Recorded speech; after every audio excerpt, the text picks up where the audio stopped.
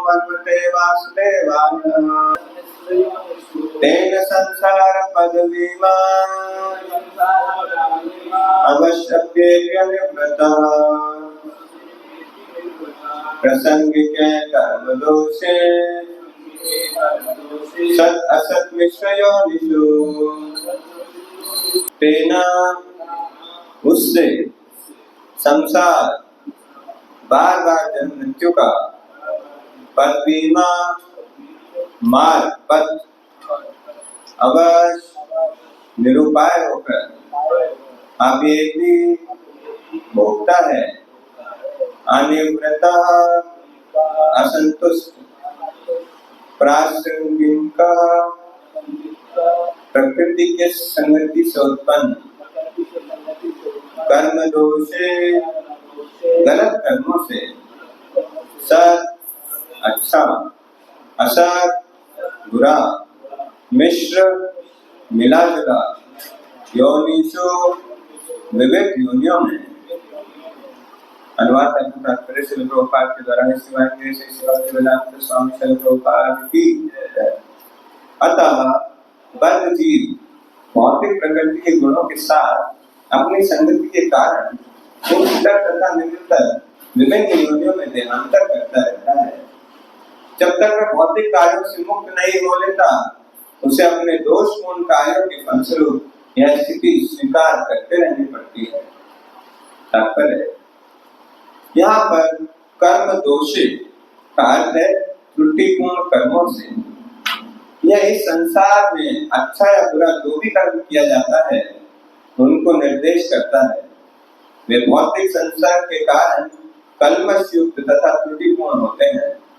मूर्ख बद्ध जीव यह सोच सकता है कि वह लोक कल्याण के लिए अस्पताल खोलकर या शिक्षा देने के लिए शैक्षणिक संस्थान खोलकर दान दे रहा है, किंतु वह यह नहीं जानता कि ऐसे कार्य दोषपूर्ण होते हैं, क्योंकि इससे उसे एक शरीर से दूसरे में देहांतरण से छूट नहीं मिल सकती।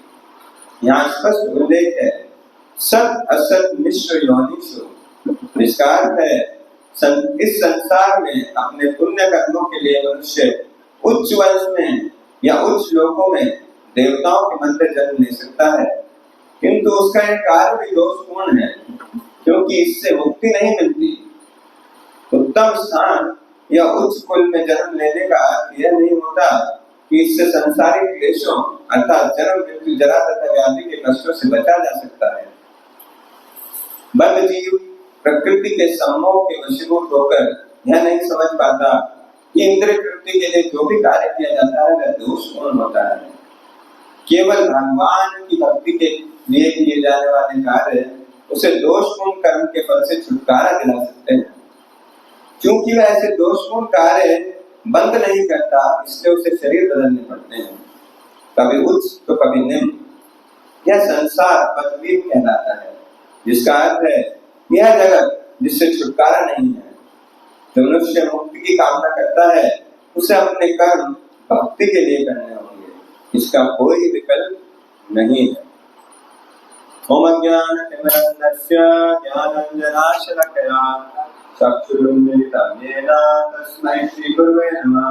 श्रीचैतन्यमनोभीष्टं स्थापितं येन भूतले स्वयं रूपकदा मह्यं ददाति स्वपदान्तिकम्। वन्देऽहं श्रीगुरुं श्रुतापदकमलं श्रीगुरुं वैष्णवांश्च। श्रीरूपां साग्रजातं सहगणारघुनाथामृतं तं सुदेवं साद्वैतं सावधूतं परिजनसहितं कृष्णचैतन्यदेवं राधा कृष्णपादां सहगणललिता श्रीशाखान्वितं च। हे कृष्ण करुणा सिन्धो दीनबन्धो जगत्पते गोपेश गोपिका कान्त राधाकान्त नमस्ते। तप्तकाञ्चन गौराङ्गी श्रीराधे वृन्दावनेश्वरी वृषभानुसुते देवी प्रणमामि हरिप्रिये। वाञ्छाकल्पतरुभ्यश्च कृपा सिन्धुभ्येव च पतितानां पावनेभ्यो वैष्णवेभ्यो नमो नमः। जय श्री कृष्ण चैतन्य प्रभु नित्यानंद श्री अद्वैत गदाधर शिवासादि गौर भक्तवृंद। हरे कृष्णा कृष्णा कृष्णा हरे हरे, हरे राम राम राम हरे हरे, नमः ओम विष्णुपादाय कृष्णपृष्ठाय भूतले श्रीमते भक्तिवेदांत स्वामिनिति नामिने नमस्ते सरस्वते देवे गौरवाणी प्रचारिणे निर्विशेष शून्यवादी पाश्चात्य देशतारिणे। हरे कृष्णा। तो आप सभी भक्तों का पुनः स्वागत है। आज भागवतम कक्षा में हम पढ़ रहे हैं स्कंद 3 अध्याय 27 श्लोक संख्या 3। और हम हृदय से स्वागत करते हैं माता जी का और प्रभु जी का भी। कितने दिन बाद माता जी और प्रभु जी वापस हमारे मंदिर में आ गए श्रीमद् भागवतम कक्षा की रौनक बढ़ाने के लिए। बहुत बहुत स्वागत है माता जी आपका। हरि बोल। माता जी का स्वागत करेंगे 3 बार हरि बोल के साथ। हरि बोल, हरि बोल, हरि बोल।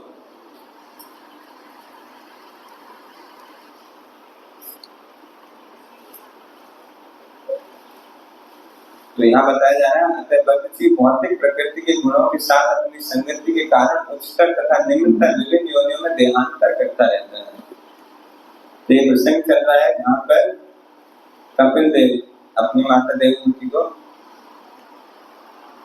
प्रकृति का ज्ञान दे रहे हैं और बता रहे हैं कि किस प्रकार से बद्ध जीव अपने अज्ञानता के कारण एक योनि से दूसरी योनि में, एक देह से दूसरे देह में देहांतरण करता रहता है।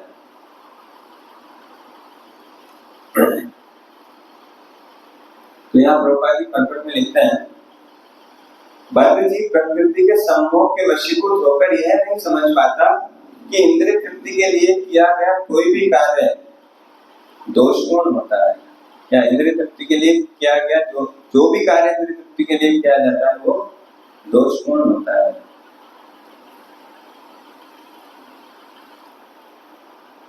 जीवात्मा अज्ञानतावश क्या करता है,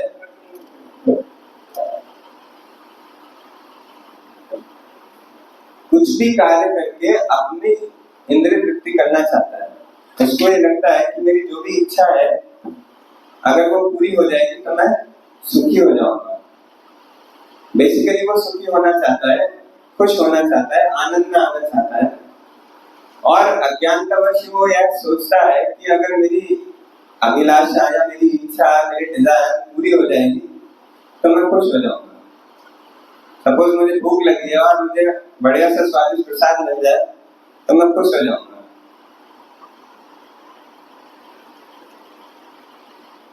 परंतु ऐसा जरूरी नहीं है कि प्रसाद पाके खुशी हो जाओ। पता चला प्रसाद का पहला निवाला खाया तो बहुत देर में चले तो खुश होने की बजाय क्या मिलेगा, दुख मिलेगा।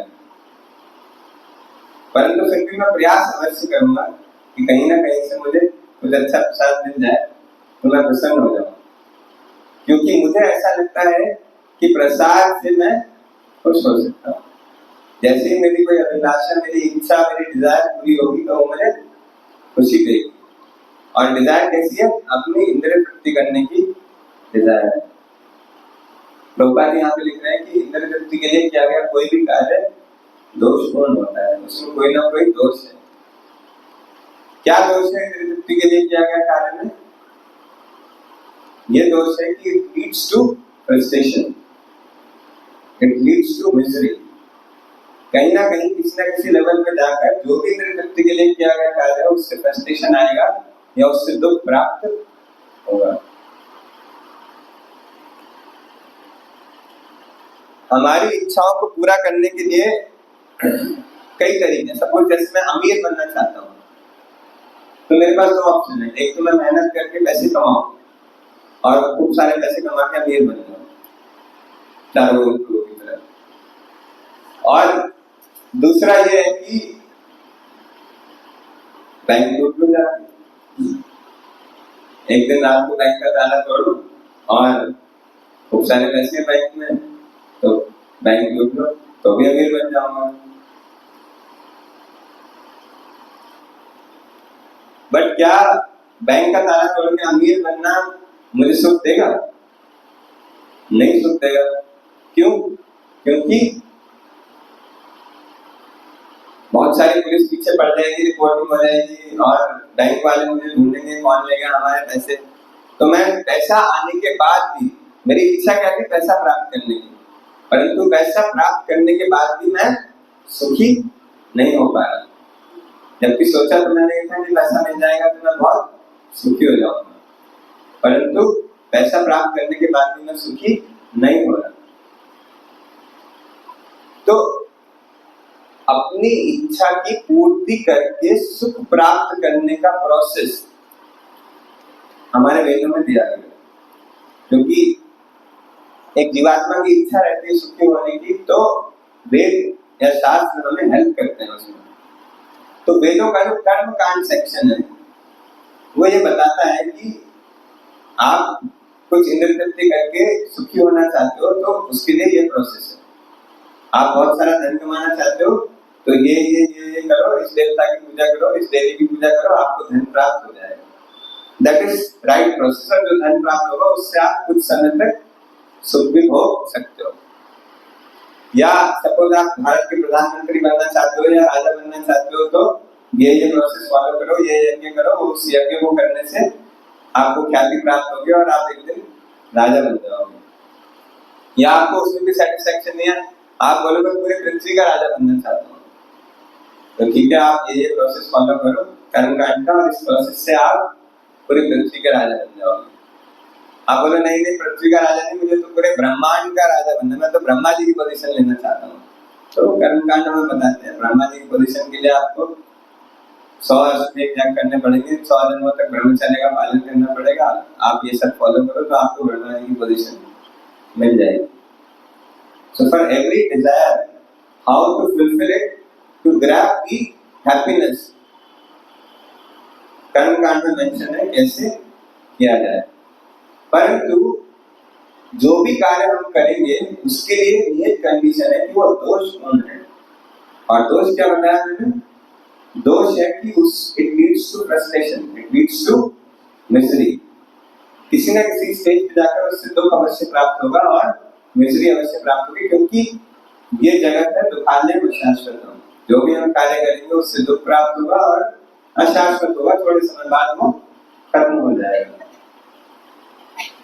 तो जीवात्मा को over a period of time ये समझ में आता है कि मैं भाग रहा हूँ इंद्रिय तृप्ति के कार्यों के पीछे और चाह रहा हूँ कि मेरी इच्छा पूरी हो जाए, मेरी इंद्रिय तृप्ति पूरी हो जाए, लेकिन मुझे तो दुख ही मिल रहा है। तो मैं अब इस कार्य में पढ़ना नहीं चाहता, क्योंकि यहाँ पर तो दुख ही दुख है, मुझे यहाँ नहीं रहना। Let me go out from here, मैं यहाँ से बाहर निकलना चाहता हूँ। क्या करना चाहता हूँ? मैं यहाँ से बाहर निकलना चाहता हूँ। तो वे उसमें भी हेल्प करते हैं हमें। तो वो एक लेवल ऊपर चला जाता है और कर्म कांड से कहाँ आ जाता है? ज्ञान कांड। मैं ज्ञान प्राप्त करूंगा, ज्ञान से मुझे मुक्ति मिलेगी। मुक्ति मिल जाएगी तो मैं जन्म मृत्यु जरा व्याधि के चक्कर से छूट जाऊंगा। तो फिर ज्ञान कांड को फॉलो करना शुरू करता है व्यक्ति कि ज्ञान प्राप्त करूंगा और ज्ञान प्राप्त करके इस चक्र से बाहर निकल जाऊंगा। यहाँ पर तो फ्रस्ट्रेशन है, लेकिन वहां पर परमानेंट सुख मिल जाएगा, क्योंकि एक बार इस चक्र से बाहर निकल गया तो फिर मुझे दुख नहीं झेलना पड़ेगा। परंतु इस संसार से बाहर निकलने के भी दो तरीके, जैसे मैंने अमीर बनने के दो तरीके बताए थे, ऐसे संसार से बाहर निकलने के भी दो तरीके। जैसे एग्जांपल लेते हैं, हम जेल में बंद हैं, तो जेल से बाहर निकलने के दो तरीके। क्या? एक तो गुफा खोल दो, अब गुफा खोल के बाहर निकल जाओ। एक दिन, 2 दिन, 4 दिन, 10 दिन, 1 महीना जो भी लगेगा, गुफा खोदो या जेल तोड़ो या सेटिंग करो, पैसे वैसे रिश्वत दे दो और किसी तरह सेटिंग करके जेल से बाहर निकल जाओ। दूसरा तरीका क्या है? दूसरा तरीका है कि ये रीजन ढूंढो मैं जेल में आया क्यों,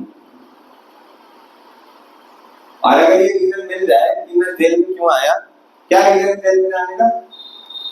कि मैंने राजा की जो रूल्स एंड रेगुलेशन है उसको फॉलो नहीं करा, उसके कानून को फॉलो नहीं किया, इसलिए मुझे जेल में आना पड़ा। सिंपल रीजन हम डिवाइस में होता है। इसीलिए तो कोई व्यक्ति जेल जाए जबरदस्ती, तो किसी को, आपको या मुझे तो किसी ने जेल में नहीं डाला, लेकिन चोरों को, डकैतों को जेल में डाल देते हैं। क्यों? क्योंकि उन्होंने कोई कानून का पालन नहीं किया, और हम कानून का पालन करते हैं तो हमें कोई जेल में नहीं डालना। तो जेल से बाहर निकलने के दो तरीके हैं, एक तो जेल तोड़ के निकल जाओ और एक रीजन जानो कि मैं जेल में आया क्यों और उस रीजन को खत्म कर दो तो जेल से बाहर निकल जाओगे। तो अगर मैं जेल तोड़ के बाहर निकल गया तो क्या मैं सुख प्राप्त कर पाऊंगा?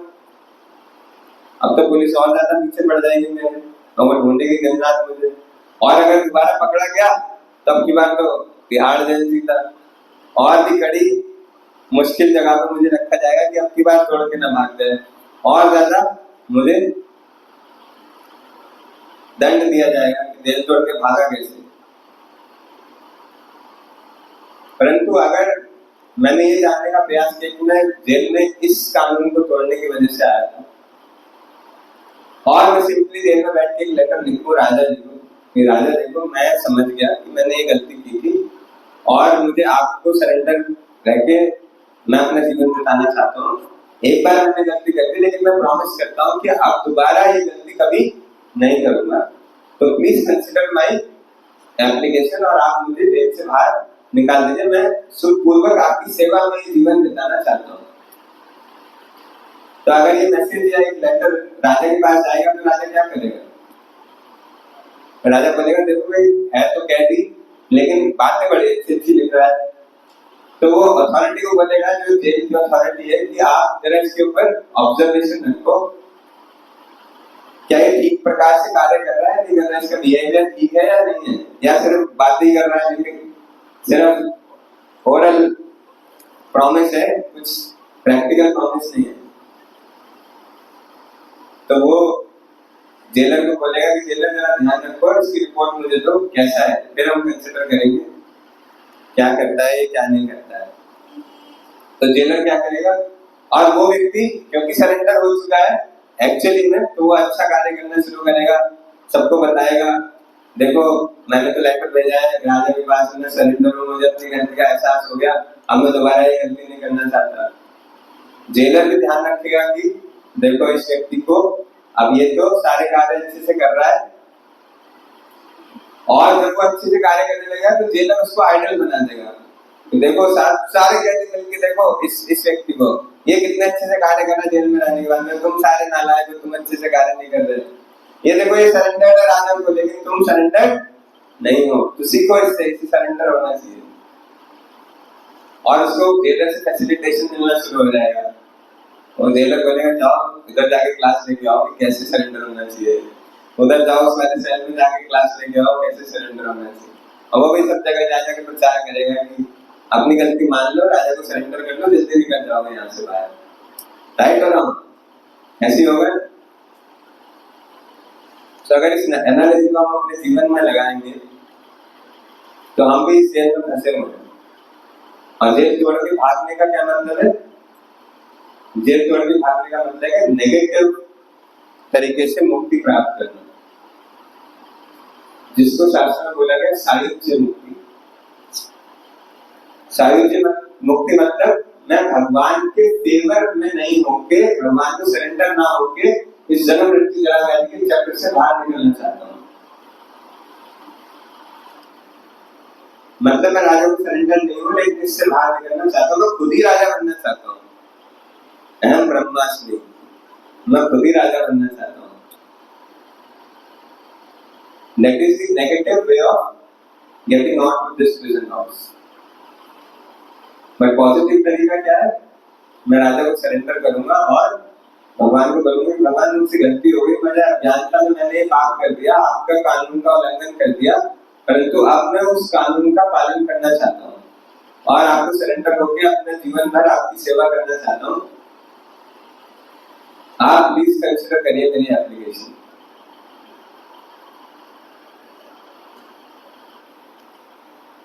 तो जेलर मुझे ऑब्जर्व करता रहेगा और अगर जेलर को ठीक लगेगा तो वो रिकमेंड कर देगा कि आप राजा जी ये व्यक्ति आपने बोला था, हमने ऑब्जर्व किया, ठीक कार्य कर रहा है, आपकी एक्सपेक्टेशन के हिसाब से अच्छा कार्य कर रहा है, आप जब चाहें इसको ले जा सकते हैं, हमारी तरफ से फ्री है।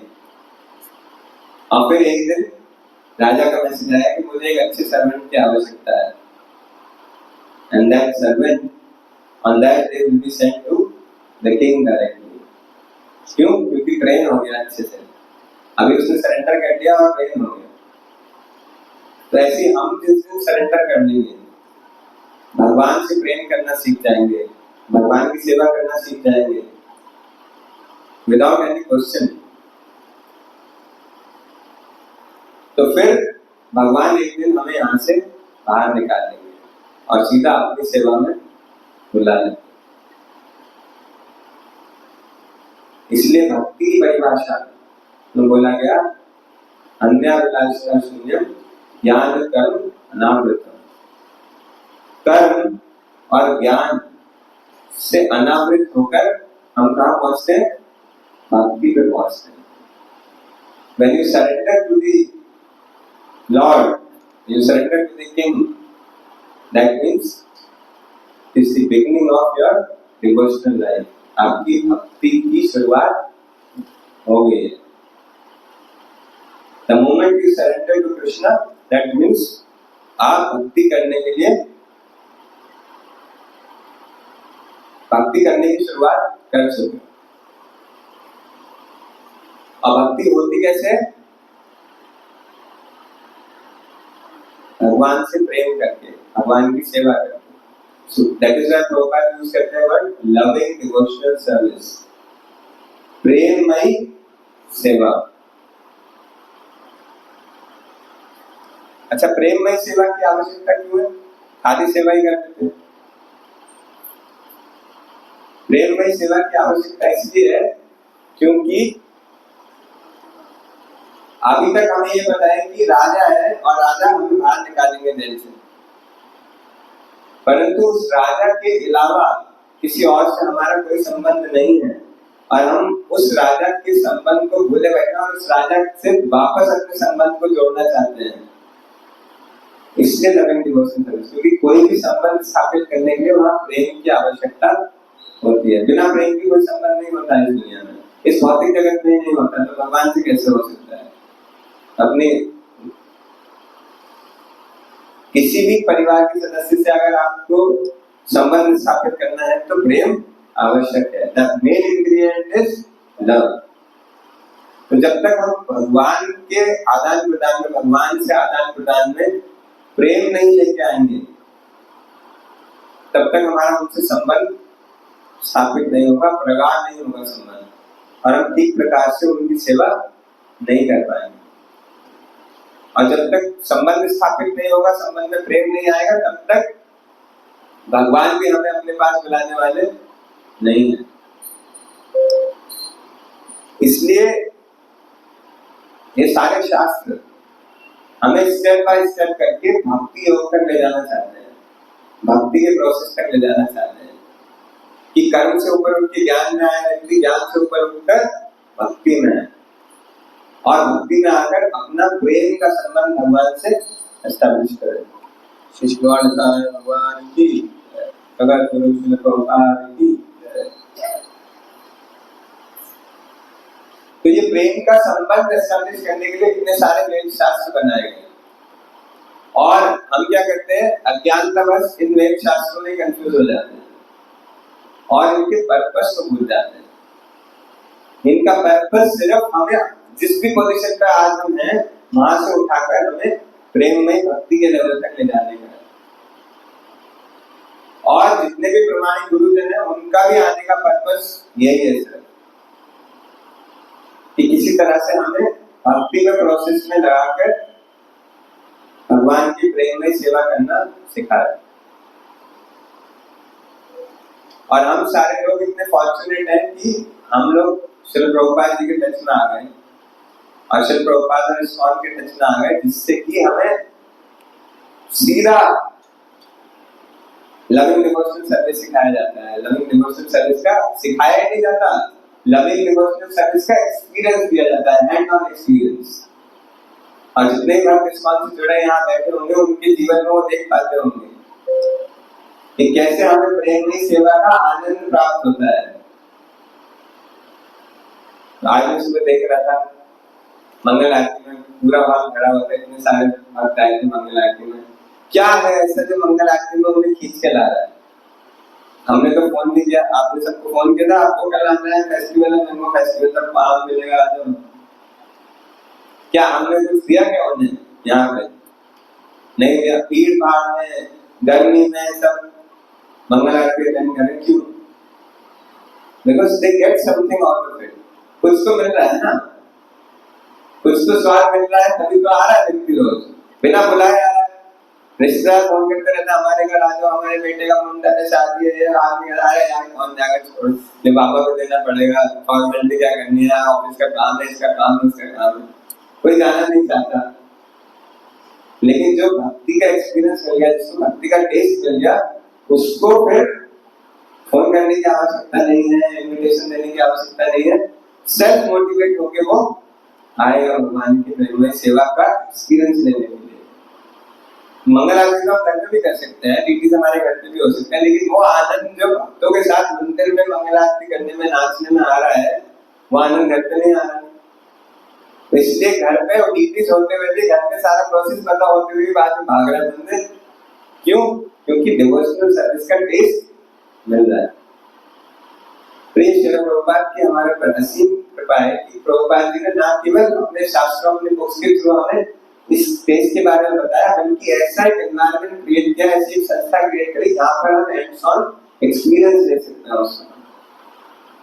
और देखो भौतिक जगत में हजारों विकार होने के बाद, हजारों कमियां होने के बाद, हजारों त्रुटियां होने के बाद हम थोड़ा सा प्रयास करके उसका एक्सपीरियंस कर सकते हैं। तो सोचो जब हम भगवान के धाम चले जाएंगे तो कितना अच्छा हमें एक्सपीरियंस प्राप्त होगा। यहाँ पर ही हमें भौतिक जीवन से थोड़ा सा बाहर निकल के मंदिर आ जाते हैं तो इतना सुख लगता है, इतना अच्छा लगता है।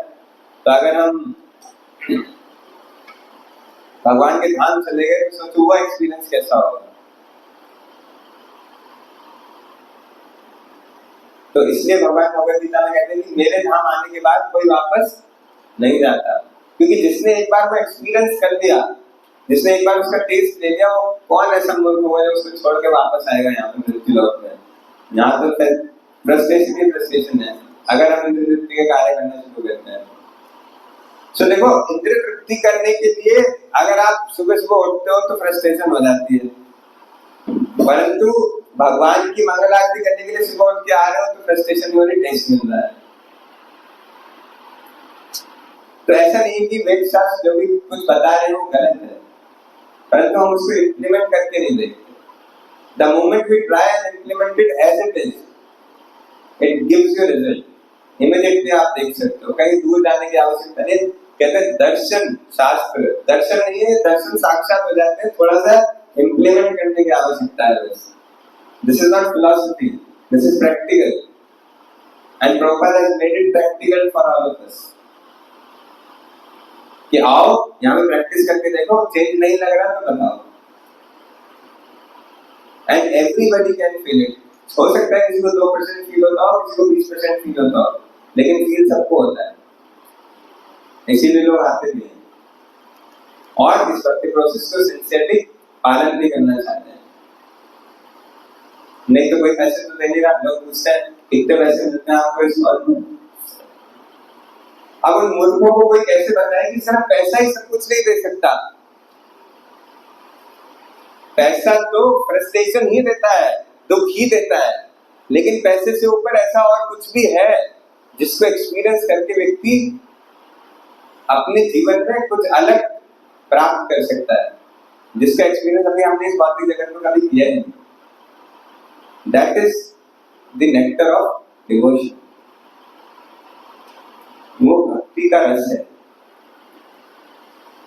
तो जो भक्ति का रस प्राप्त कर लेते हैं फिर उन्हें और किसी रस में टेस्ट नहीं आता। और जिसको भक्ति का रस आ जाता है फिर वो मुक्ति प्राप्त करने की या इस जगत से छुटकारा प्राप्त करने की इच्छा भी नहीं करता, क्योंकि उसको पता है कि आप मुझे यहीं रहते रहते वो टेस्ट मिल रहा है तो मैं छूट के जाऊं कहां।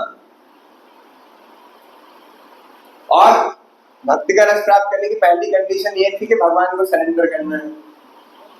तब जब भगवान को सरेंडर कर दिया तो फिर भगवान की इच्छा है ना, वो मुझे कहाँ ले जाना चाहते हैं, कहाँ नहीं ले जाना चाहते।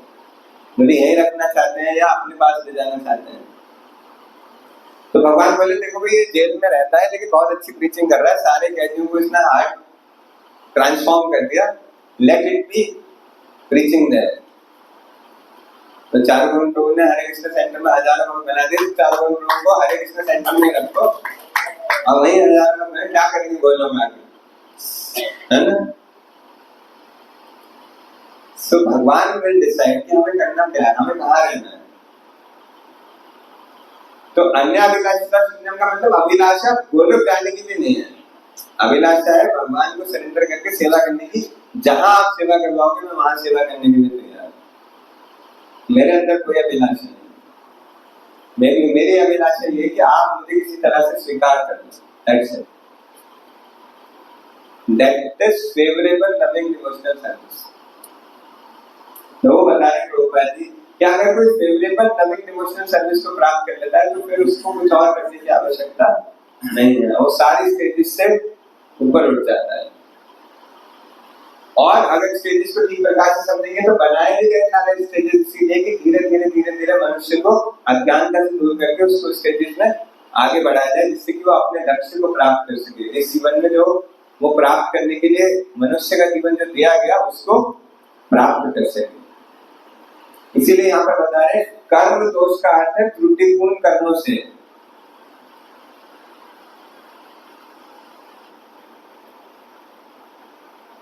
यहाँ एग्जाम्पल भी दे रहे हैं, मूर्ख बुद्धिजीवी यह सोच सकता है कि लोक कल्याण के लिए अस्पताल खोलकर या शिक्षा देने के लिए शैक्षणिक संस्थान खोलकर प्रदान दे रहा है, किंतु वह यह नहीं जानता कि सारे कार्य दोषपूर्ण है।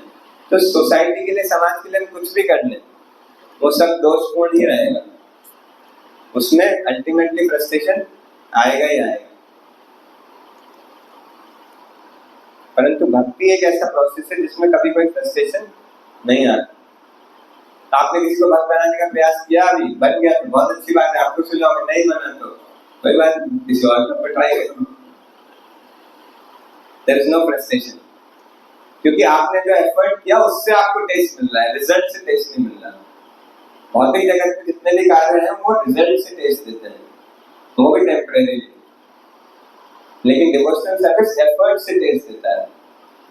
तो प्रभु जी जैसे बुक डिस्ट्रीब्यूशन करने जाते हैं, बुक डिस्ट्रीब्यूशन करने में टेस्ट है, बुक गई या नहीं गई उसमें टेस्ट नहीं है, वो थोड़ा एडिशनल टेस्ट है अगर चली भी गई तो, लेकिन बुक डिस्ट्रीब्यूशन करके सर्विस करने का सेटिस्फेक्शन है। तो वो अपने साधना कार्ड में लिखेंगे आज मैंने 4 घंटे बुक डिस्ट्रीब्यूशन किया, ये थोड़ी ना साधना कार्ड में लिखना होता कितने बुक डिस्ट्रीब्यूट की, ये लिखना होता कितने घंटे से, service of hours of service, and the satisfaction comes from hours of service, not कि कितने बुक डिस्ट्रीब्यूट हो।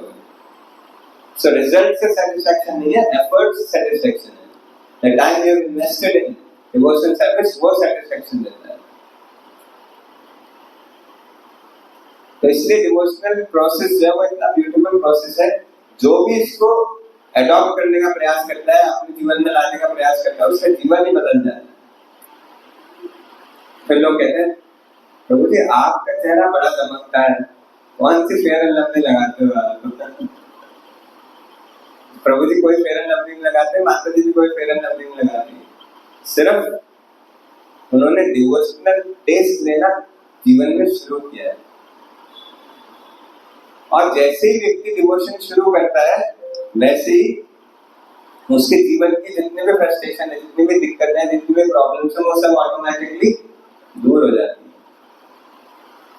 जैसे कोई पौधा और कोई बीज अगर आप रोपते हो, बीज लगाते हो, तो सबसे पहले बीज जब सिबलिंग्स में कन्वर्ट होता है सबसे पहले 2 पत्तियां निकलती हैं बाहर, है ना। ऐसी भक्ति लता बीज जब हम अपने जीवन में लगाते हैं और वो उगना शुरू करता है तो 2 पत्तियां बाहर निकलती हैं, which represents क्लेशाग्नि एंड शुभता। तो पहले क्लेशाग्नि होगा और फिर शुभता होगा। तो हर व्यक्ति जो भक्ति करने का प्रयास करता है और जैसे ही भक्ति प्रोसेस सिंसियरली स्टार्ट करता है तो सबसे पहले उसके जीवन में क्या आएगा? क्लेशाग्नि आएगा। क्लेशाग्नि मतलब जितने भी क्लेश है उसके जीवन में उसको अग्नि में स्वाहा कर दिया गया, मतलब उसके सारे क्लेशों को मिटा दिया गया, हटा दिया गया उसके जीवन से। तो भक्ति प्रोसेस स्टार्ट होता है जैसे ही भक्ति प्रोसेस स्टार्ट करते हैं तो हमें हमारे जीवन से सारे क्लेश, सारे प्रॉब्लम्स चली जाती हैं, या हमारी कॉन्शियसनेस को उस प्रॉब्लम के लेवल से ऊपर उठा दिया जाता है, तो प्रॉब्लम हमें और अधिक प्रॉब्लम नहीं लगती। इसको बोलते हैं क्लेशा। और दूसरा होता है शुभता। शुभता मतलब सब कुछ शुभ ही होगा हमारे जीवन में, जो भी होगा, जो भी कार्य करने के लिए जाएंगे वो शुभ कार्य ही होगा, दैट इज शुभता। और इसका विपरीत भी हो सकता है, जो भी कार्य हमारे साथ हो रहा है उसको हम शुभ ही समझ लेंगे, तो भगवान जो भी कर रहे हैं वो अच्छा ही कर रहे हैं मेरे लिए।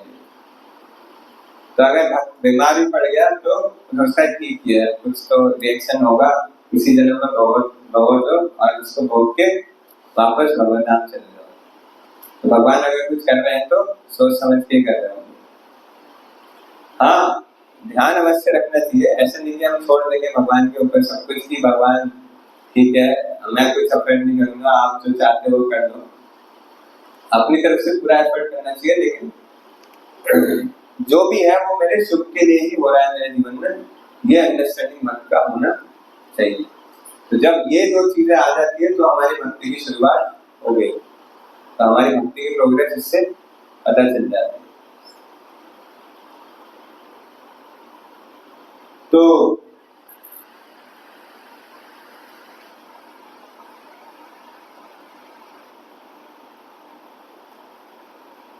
इस जगत, यह जगत जिससे छुटकारा नहीं है, तो मनुष्य मुक्ति की कामना करता है, उसे अपने कर्म भक्ति के लिए करने होंगे, जिसका कोई विकल्प नहीं है। प्रभुपाद जी कंक्लूडिंग लाइन में कह रहे हैं कि मुक्ति प्राप्त कर ले या कुछ भी प्राप्त कर ले, उसके लिए कर्म उसे भक्ति युक्त करने पड़ेंगे। अगर भक्ति के रिलेटेड कार्य नहीं करेगा तो यहाँ से छूट पाना असंभव है, यहाँ से छूट नहीं सकता, क्योंकि एक तो असंभव है छूट पाना, और अगर बाई चांस छूटा भी तो वो नेगेटिव वे में छूट जाएगा। अगर भक्ति करके सरेंडर करके छूटेगा तो पॉजिटिव वे में छूटेगा, मतलब भगवान को सरेंडर करके भगवान की प्रेम में सेवा करने के लिए छूटेगा। और नहीं तो दूसरा ऑप्शन ये है कि न छूट सकता है, और छूट गया तो नेगेटिव वे में छूटेगा, और फिर वापस और मिजरेबल कंडीशन में उसको आना पड़ेगा। तो हम सबके लिए यही एडवाइजेबल है कि हम जो श्री प्रभुपाद जी ने प्रोसेस किया है, जो भक्तों ने प्रोसेस किया है, जो शास्त्र हमें प्रोसेस दे रहे हैं, उसको हम भली बात है अपने जीवन में अपनाएं, उसको इम्प्लीमेंट करें, उसका टेस्ट लें और अपने भक्ति जीवन में आगे बढ़े और लोगों को हेल्प करें भक्ति जीवन में आगे बढ़ने के लिए। तो अभी तो कृष्ण जन्माष्टमी आ रही है, तो बेस्ट तरीका है, बेस्ट अपॉर्चुनिटी है लोगों के पास जाने की और उनको बताने की that we have experienced something and there is something which you can also experience. Please come to our Janmashtami and experience that. तो जन्माष्टमी पे भी एक्सपीरियंस हो सकता है, और जन्माष्टमी के बाद जब वो जुड़ जाएंगे हमसे और यहाँ आएंगे रेगुलरली, तो उनके जीवन में क्या परिवर्तन हो रहा है वो उनको फील होगा। जैसे हमारे एसबीएस नवीन बाबू जी कह रहे थे कि अभी मंगल आरती में 100 भक्त आ रहे हैं, लेकिन जन्माष्टमी के बाद 250 भक्त आने चाहिए। तो जब हम एक्सपीरियंस बांटेंगे तो ये तो देखो गलत बात है, अगर आपको मिल गया रसगुल्ला तो आप अकेले खाओगे क्या? नहीं, बांट के खाना चाहिए ना। अगर हम भक्त हैं तो हमें बांट के खाना चाहिए। ये तो अभक्त के लक्षण है कि जो मिल गया मैं सारा कुछ लेके ले जाऊंगा, रहूंगा, वहीं पे बैठ के खाऊंगा, किसी को पता नहीं चलना चाहिए। तो अगर मेरे पास है कुछ अच्छा तो मुझे शेयर करके खाना चाहिए, शेयर करके सबको उसका टेस्ट देना चाहिए। तो अगर आपको भक्ति का टेस्ट मिला है तो ये आपका रिस्पॉन्सिबिलिटी है कि आप सबको उस भक्ति का टेस्ट पहुंचाओ। तो आपने कितना आस्वादन किया उस टेस्ट का, उसका एग्जाम तभी होगा जब आप औरों तक कितना पहुंचा पाते हो, ये पता चलेगा। क्योंकि आदमी की डिलीवरी तो उसके एक्सपीरियंस से 10%। अगर आपके पास 1 लाख रुपए है तो डोनेशन बॉक्स में कितने पैसे आते हैं? 10 का नोट, 20 का नोट, ज्यादा हो गया तो 100 का नोट। 1 लाख में से 100 का नोट तो है कितना, और डिलीवरी कितनी हो रही है? ऐसी डिवोशनल सर्विस है। अगर आपके पास बहुत सारा है तो भी थोड़ा सा ही दे पाओगे, और एफर्ट नहीं करोगे तो बेचारे को 10 रुपए भी नहीं मिलेंगे। इसलिए प्रयास करना है, ज्यादा से ज्यादा लोगों को इनवाइट करना है, ज्यादा से ज्यादा लोगों को वो रस आस्वादन कराना है जो रस का हम आस्वादन कर रहे हैं। तो प्रयास करना है हम उनको 1 लाख में से 50,000 दे दें तो कहीं 5,000 पहुंचेगा, और उस 5,000 के बदले में उससे 50,000 ले आएंगे और अच्छे से भजन मासी बनाएंगे। पिछली बार 5-8,000 लोगों को एक्सपीरियंस दिया, इस बार 20,000 लोगों को एक्सपीरियंस देंगे, उसके अगले साल 50,000 लोगों को एक्सपीरियंस देंगे। एक दिन ऐसा आएगा पूरे मेरठ को कृष्ण भावना भावित बना देंगे। That should be the goal of a devotee. तो प्रभुपाद जी यही चाहते थे, प्रभुपाद जी हमेशा चाहते थे बड़े बड़े प्रोग्राम होने चाहिए, बड़े बड़े पंडाल प्रोग्राम हमें करने चाहिए। तो हम भी उसी राह पे जन्माष्टमी को बड़ा करते जा रहे हैं। तो आप सबके महत्वपूर्ण सहयोग की आवश्यकता है, और वो केवल पैसे मांगने से, इनवाइट करने से नहीं होगा। You have to share your experience. अगर आप अपना एक्सपीरियंस शेयर करोगे लोगों के साथ, तो देखो हर कोई व्यक्ति दुखी है। आप जाओ दुनिया में, रिश्तेदारों के पास चले जाओ, पड़ोसियों के पास चले जाओ, कहीं गली मोहल्ले में कहीं भी चले जाओ, उसके पास 5 मिनट बैठोगे, उसके बाद वो अपने दुख गिनाना शुरू कर देगा। तो हर व्यक्ति दुखी है इस जीवन में, सिर्फ भक्त सुखी है, और भक्त के पास वो कैपेसिटी है कि वो दूसरे को सुखी बना सकता है। तो अगर हम सुखी होने के बाद दूसरे को सुखी नहीं बना रहे तो फिर कोई फायदा नहीं है। नर्सिंग सीख ली लेकिन किसी को इंजेक्शन नहीं लगा रहे, किसी को दवाई नहीं दे रहे, किसी को पट्टी नहीं बांध रहे। जब हमने नर्सिंग का कोर्स कर लिया तो हमारी ड्यूटी बनती है कि औरों को सेवा करें, औरों को एक्सपीरियंस दें और उनको लेके आए इस प्रोसेस में।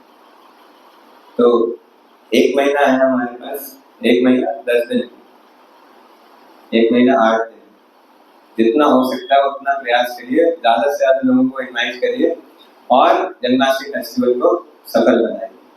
हरे कृष्ण। जगत गुरु श्री प्रभुपाद की जय। Anyone has any question related to today's topic, you can take for a minute or so, or we'll wind up. Thank you so much.